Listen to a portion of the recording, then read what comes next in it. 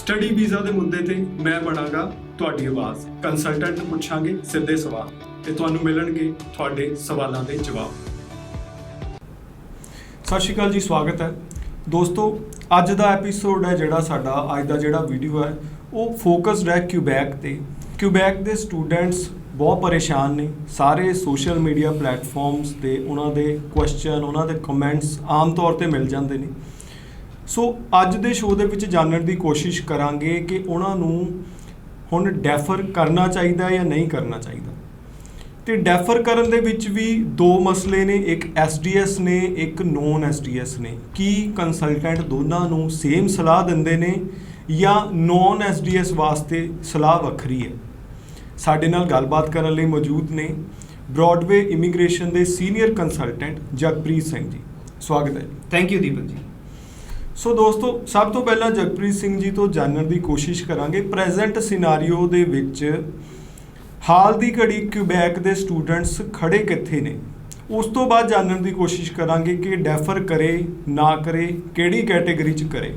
ਸੋ present scenario, ਬਿਲਕੁਲ current scenario ਕੀ ਹੈ? ਦੇਖੋ ਦੀਪਕ ਜੀ, ਤੁਹਾਡਾ ਬੜਾ ਇੱਕ ਵਾਜਿਬ ਜਿਹਾ ਸਵਾਲ ਹੈ ਕਿ ਕਿਊਬੈਕ ਨੂੰ ਲੈ ਕੇ ਐਪਲੀਕੇਸ਼ਨਸ ਦੇ ਉੱਤੇ ਕੀ ਹੈ। ਸੋ ਪ੍ਰੈਜ਼ੈਂਟਲੀ ਅਗਰ ਮੈਂ ਸਿਰਫ ਕਿਊਬੈਕ ਦਾ ਇੱਕ ਜਨਰਲਾਈਜ਼ਡ ਵਿਊ ਦੇਵਾਂ ਤਾਂ ਉਹਦੇ ਵਿੱਚ ਜਿਹੜਾ ਸਟੂਡੈਂਟ ਨੂੰ ਰਿਜ਼ਲਟ ਮਿਲ ਰਿਹਾ ਉਹ ਕੰਪੈਰੇਟਿਵਲੀ ਅਦਰ ਪ੍ਰੋਵਿੰਸਿਸ ਦੇ ਥੋੜਾ ਸਲੋ ਮਿਲ ਰਿਹਾ, ਜਿਹਦੇ ਵਿੱਚ ਆਪਾਂ ਦੇਖ ਰਹੇ ਹਾਂ ਵੀ ਰੈਗੂਲਰ ਰਿਜ਼ਲਟ ਆ ਰਹੇ ਨੇ, PPR ਆ ਰਹੇ ਨੇ, ਰਿਜੈਕਸ਼ਨ ਆ ਰਹੇ ਨੇ, ਬਟ ਕਿਊਬੈਕ ਦਾ ਕਾਊਂਟ ਹਾਲੇ ਕਿਤੇ ਨਾ ਕਿਤੇ ਉਹਨਾਂ ਕੰਪੈਰੀਜ਼ਨ ਦੇ ਵਿੱਚ ਘੱਟ ਚੱਲ ਰਿਹਾ। ਰੀਜ਼ਨ ਕਿ ਕਿਊਬੈਕ ਦੇ ਜਿਹੜੇ ਸਪੈਸ਼ਲੀ 10 ਕਾਲਜਿਸ ਸੀਗੇ ਉਹਨਾਂ ਦੇ ਰਿਜ਼ਲਟ ਹੋਲਡ ਤੇ ਰਹੇ ਇਨਵੈਸਟੀਗੇਸ਼ਨ ਕਰਕੇ। ਉਸ ਤੋਂ ਬਾਅਦ ਜਦੋਂ ਇਨਵੈਸਟੀਗੇਸ਼ਨਸ ਨੂੰ ਸਸਪੈਂਡ ਕੀਤਾ ਗਿਆ, ਦੈਨ ਉਸ ਤੋਂ ਬਾਅਦ ਕੁਝ ਸਟੂਡੈਂਟਸ ਨੂੰ ਐਡੀਸ਼ਨਲ ਡਾਕੂਮੈਂਟ ਰਿਕੁਐਸਟ ਆਈਆਂ।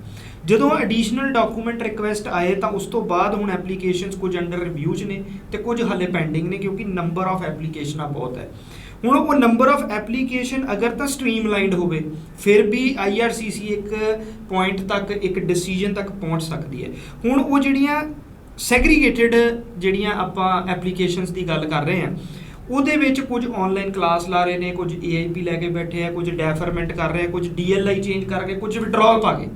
ਸੋ ਉਹਨਾਂ ਨੂੰ ਐਪਲੀਕੇਸ਼ਨਸ ਨੂੰ ਸੈਗਰੀਗੇਟ ਕਰਨ ਦੇ ਵਿੱਚ ਟਾਈਮ ਲੱਗ ਰਿਹਾ। ਇਹੀ ਇੱਕ ਰੀਜ਼ਨ ਹੈ ਕਿ ਸਟੂਡੈਂਟ ਨੂੰ ਕਿਊਬੈਕ ਦੇ ਜਿਹੜੇ ਰਿਜ਼ਲਟ ਨੇ ਉਹ ਸਲੋ ਮਿਲ ਰਹੇ ਨੇ। ਜੀ ਸਲੋ ਮਿਲ ਰਹੇ ਨੇ, ਤੁਸੀਂ ਵੀ ਮੰਨਦੇ ਹੋ ਸਲੋ ਮਿਲ ਰਹੇ ਨੇ। ਹੁਣ ਸਟੂਡੈਂਟਸ ਕਰਨ ਕੀ? ਸੋ ਕਰਨ ਕੀ ਦੇ ਵਿੱਚ ਵੀ ਦੋ ਗੱਲਾਂ ਨੇ, SDS ਤੇ ਨੌਨ SDS। ਮੇਰਾ ਜਿਹੜਾ ਸਵਾਲ ਆ ਉਹ ਇਹ ਹੈ ਕਿ ਤੁਸੀਂ ਜਿਹੜੀ ਸਲਾਹ ਡੈਫਰ ਬਾਰੇ ਦਿੰਦੇ ਹੋ ਉਹਦੇ 'ਚ ਤੁਸੀਂ ਦੇਖਦੇ ਹੋ ਕਿ ਸਟੂਡੈਂਟ SDS ਹੈ ਤਾਂ ਉਹਨੂੰ ਵੱਖਰੀ ਸਲਾਹ ਦਿੰਦੇ ਹੋ, ਨੌਨ SDS ਹੈ ਤਾਂ ਉਹਨੂੰ ਵੱਖਰੀ ਸਲਾਹ ਦਿੰਦੇ ਹੋ, ਇਹੋ ਜਿਹਾ ਕੁਝ ਸੀਨ ਹੈਗਾ?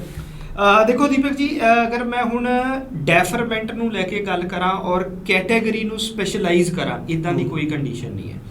ਡੈਫਰਮੈਂਟ ਦੀ ਗੱਲ ਉਹ ਹਰ ਇੱਕ ਸਟੂਡੈਂਟ ਲਈ ਹੈ, ਚਾਹੇ ਉਹ SDS ਕੈਟੇਗਰੀ 'ਚ ਫਾਲ ਕਰ ਰਿਹਾ ਚਾਹੇ ਉਹ ਜਨਰਲ ਕੈਟੇਗਰੀ 'ਚ ਜਿਹਨੂੰ ਆਪਾਂ ਨੌਨ SDS ਕਹਿੰਦੇ ਆ ਉਹਦੇ। ਚਲੋ ਮੈਂ ਸਵਾਲ ਦੂਸਰੇ ਤਰੀਕੇ ਨਾਲ ਪੁੱਛ ਲੈਣਾ ਤੁਹਾਨੂੰ ਕਿ ਨੌਨ SDS ਦੀ ਗੱਲ ਕਰ ਲੈਂਦੇ ਆ। ਕਿਊਬੈਕ ਪਾਰਟਿਕੂਲਰਲੀ ਨੌਨ SDS ਦਾ ਰਿਜ਼ਲਟ ਹੈ ਜਿਹੜਾ ਉਹ ਕੀ ਖਾਸ ਤੌਰ ਤੇ ਸਲੋ ਲੱਗ ਰਿਹਾ? ਹਾਂ ਬਿਲਕੁਲ ਦੀਪਕ ਜੀ, ਇਹ ਜਿਹੜਾ ਕੁਐਸਚਨ ਹੈ ਨਾ ਇਹ ਮੋਸਟ ਇੰਪੋਰਟੈਂਟ ਹੈ ਕਿ ਕਿਊਬੈਕ ਦੀ ਪਹਿਲਾਂ ਹੀ ਐਪਲੀਕੇਸ਼ਨ ਦੇ ਰਿਜ਼ਲਟ ਸਲੋ ਨੇ ਔਰ ਉਹਦੇ ਵਿੱਚ ਅਗਰ ਮੈਂ ਸਪੈਸ਼ਲੀ ਇੱਕ ਕੈਟੇਗਰੀ ਨੌਨ SDS ਦੀ ਗੱਲ ਕਰਾਂ ਤਾਂ ਹੋਰ ਸਲੋ ਹੈ। ਅੱਛਾ ਜੀ। ਕਿਉਂਕਿ SDS ਕੈਟੇਗਰੀ ਜਿਹੜੀ ਹੈ ਇਹ ਹਮੇਸ਼ਾ ਪ੍ਰਾਇੋਰਟੀ ਦੇ ਉੱਤੇ ਰੱਖੀ ਜਾਂਦੀ ਹੈ ਕਿਸੇ ਵੀ ਸਿਟੀ, ਕਿਸੇ ਵੀ ਪ੍ਰੋਵਿੰਸ, ਕਿਸੇ ਵੀ ਕਾਲਜ ਦੇ ਵਿੱਚ ਅਪਲਾਈ ਹੈ, ਕਿਉਂਕਿ ਇਹਦੇ ਉੱਤੇ ਉਹਨਾਂ ਨੂੰ ਵਰਕਆਊਟ ਡਿਸੀਜਨ ਦੇਣ ਦੇ ਵਿੱਚ ਟਾਈਮ ਕੰਜ਼ਿਊਮਿੰਗ ਘੱਟ ਲੱਗਦਾ ਹੈ, ਪਲੱਸ ਇਹਦੇ ਵਿੱਚ ਰਿਜ਼ਲਟ ਪੋਜ਼ਿਟਿਵ ਨੇ। ਸੋ IRCC ਹਮੇਸ਼ਾ SDS ਨੂੰ ਜਿਹੜਾ ਉਹ ਪ੍ਰਾਇੋਰਟੀ ਤੇ ਰੱਖ ਕੇ ਚੱਲਦੀ ਹੈ। ਜਦੋਂ ਨਾਰਮਲ ਰੂਟੀਨ ਵੀ ਚੱਲਦਾ ਸੀ 2019 ਤੱਕ ਦੀ ਗੱਲ ਕਰਾਂ ਉਦੋਂ ਵੀ।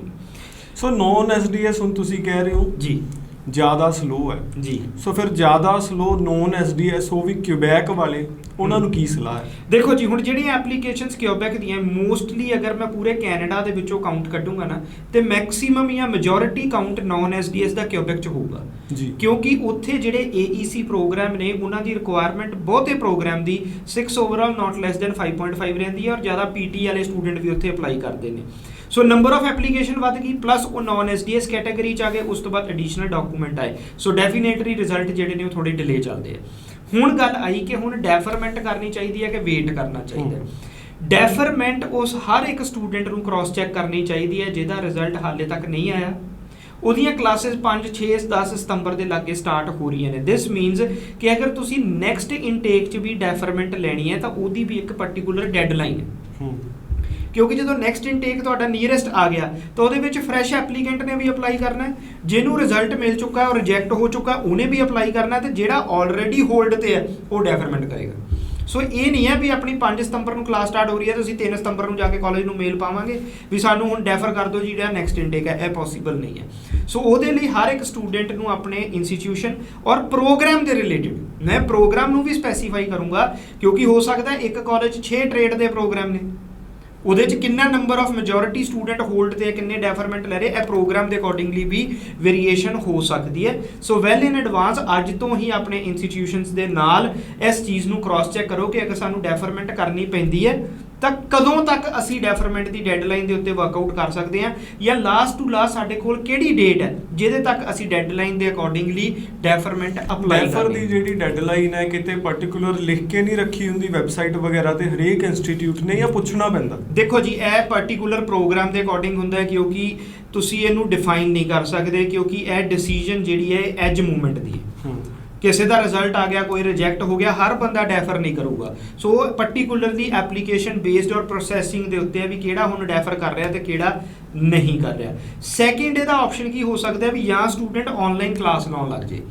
ਉਹਦਾ ਇੱਕ ਬੈਨੀਫਿਟ ਇਹ ਹੈ ਕਿ ਅਗਰ ਕੋਈ ਸਟੂਡੈਂਟ ਆਨਲਾਈਨ ਕਲਾਸ ਲੱਗ ਰਿਹਾ, ਲਗਾ ਰਿਹਾ ਜਾਂ ਲਾਉਂਦਾ ਤਾਂ ਉਹਦੀ ਐਨਰੋਲਮੈਂਟ ਅਪਡੇਟ ਕਰਨਾ, ਉਹਦੀ ਐਪਲੀਕੇਸ਼ਨ ਕਿਤੇ ਨਾ ਕਿਤੇ ਪ੍ਰਾਇੋਰਟੀ ਦੇ ਵਿੱਚ ਆ ਜਾਂਦੀ ਹੈ। IRCC ਨੂੰ ਇਹ ਹੁੰਦਾ ਵੀ ਸਟੂਡੈਂਟ ਹੁਣ ਕਲਾਸਿਸ ਆਪਣੀਆਂ ਅਟੈਂਡ ਕਰ ਰਿਹਾ, ਬਟ ਆਨਲਾਈਨ ਸਟਾਰਟ ਕਰਨ ਤੋਂ ਪਹਿਲਾਂ ਇੱਕ ਚੀਜ਼ ਆਪਣੇ ਇੰਸਟੀਟਿਊਸ਼ਨ ਨਾਲ ਕਲੀਅਰ ਕਰਨੀ ਜ਼ਰੂਰੀ ਹੈ ਕਿ ਸਮਹਾਉ ਕਲਾਸਾਂ ਲਾਉਣ ਤੋਂ ਬਾਅਦ 15 ਦਿਨ 20 ਦਿਨ ਮਹੀਨਾ 2 ਮਹੀਨੇ ਬਾਅਦ ਅਗਰ ਰਿਜ਼ਲਟ ਨੈਗੇਟਿਵ ਆਉਂਦਾ ਹੈ ਤਾਂ ਤੁਹਾਡੇ ਐਪਲੀਕੇਸ਼ਨ ਟਿਊਸ਼ਨ ਫੀ ਦੇ ਉੱਤੇ ਕਿੰਨਾ ਰਿਫੰਡ ਐਪਲੀਕੇਬਲ ਹੈ, ਇਹ ਚੀਜ਼ ਨੂੰ ਸਮਝਣਾ ਬਹੁਤ ਜ਼ਰੂਰੀ ਹੈ, ਕਿਉਂਕਿ ਰਿਫੰਡ ਪਾਲਿਸੀਜ਼ ਬਹੁਤ ਵੇਰੀਏਬਲ ਹੁੰਦੀਆਂ ਨੇ।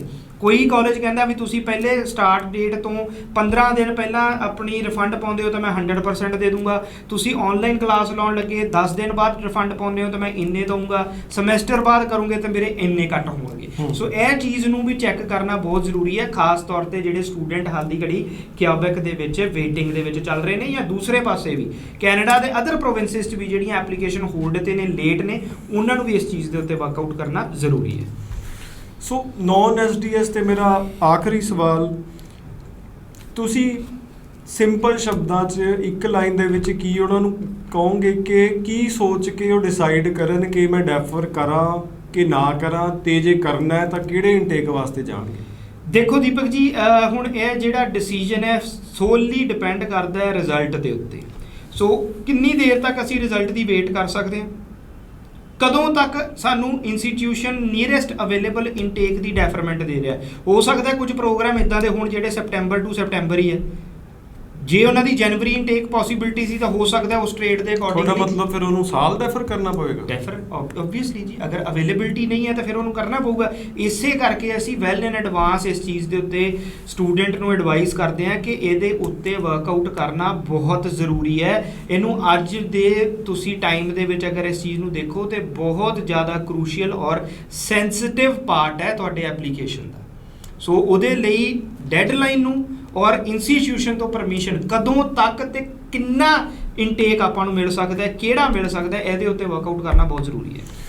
ਸੋ ਦੋਸਤੋ, ਯੂਜੂਅਲੀ ਮੈਂ ਵੀਡੀਓ ਦੇ ਐਂਡ 'ਚ ਕਹਿਣਾ ਕਿ ਉਮੀਦ ਆ ਤੁਹਾਨੂੰ ਸਾਰੇ ਸਵਾਲਾਂ ਦੇ ਜਵਾਬ ਮਿਲ ਗਏ ਹੋਣਗੇ, ਪਰ ਇਹ ਵੀਡੀਓ 'ਚ ਮੈਂ ਇਹ ਵੀ ਨਹੀਂ ਕਹਿ ਸਕਦਾ ਕਿ ਤੁਹਾਡੇ ਸਾਰੇ ਸਵਾਲਾਂ ਦੇ ਜਵਾਬ ਮਿਲ ਗਏ ਹੋਣਗੇ, ਕਿਉਂਕਿ ਬਹੁਤ ਸਾਰੇ ਸਟੂਡੈਂਟ ਇੰਨੀ ਕਨਫਿਊਜ਼ਿੰਗ ਸਿਨਾਰੀਓ ਤੋਂ ਬਾਅਦ ਸ਼ਾਇਦ ਸੋਚਣ ਲੱਗ ਗਏ ਹੋਣਗੇ ਕਿ ਮੈਂ ਡੈਫਰ ਕਰਾਂ ਜਾਂ ਮੈਂ ਵਿਡਰੋ ਹੀ ਕਰ ਲਾਂ। ਸੋ ਇਸ ਕਿਊਬੈਕ ਦੇ ਮਸਲੇ ਤੇ ਹੋਰ ਵੀ ਅਸੀਂ ਵੀਡੀਓਜ਼ ਲੈ ਕੇ ਤੁਹਾਡੇ ਕੋਲ ਆਉਂਦੇ ਰਵਾਂਗੇ, ਜਿਹਦੇ 'ਚ ਸਾਰੇ ਐਸਪੈਕਟ ਐਕਸਪਰਟਸ ਤੋਂ ਪੁੱਛਾਂਗੇ ਤੇ ਜੋ ਬੈਸਟ ਪੋਸੀਬਲ ਇਨਫੋਰਮੇਸ਼ਨ ਹੋ ਸਕੇਗੀ ਤੁਹਾਡੇ ਤੱਕ ਲੈ ਕੇ ਆਵਾਂਗੇ। ਸੋ ਤੁਸੀਂ ਜ਼ਰੂਰ ਚੈਨਲ ਨੂੰ ਸਬਸਕ੍ਰਾਈਬ ਕਰਕੇ ਰੱਖੋ। ਧੰਨਵਾਦ। ਥੈਂਕ ਯੂ ਜੀ। ਸਟੱਡੀ ਵੀਜ਼ਾ ਦੇ ਮੁੱਦੇ ਤੇ ਮੈਂ ਬਣਾਂਗਾ ਤੁਹਾਡੀ ਆਵਾਜ਼। ਕੰਸਲਟੈਂਟ ਨੂੰ ਪੁੱਛਾਂਗੇ ਸਿੱਧੇ ਸਵਾਲ ਤੇ ਤੁਹਾਨੂੰ ਮਿਲਣਗੇ ਤੁਹਾਡੇ ਸਵਾਲਾਂ ਦੇ ਜਵਾਬ।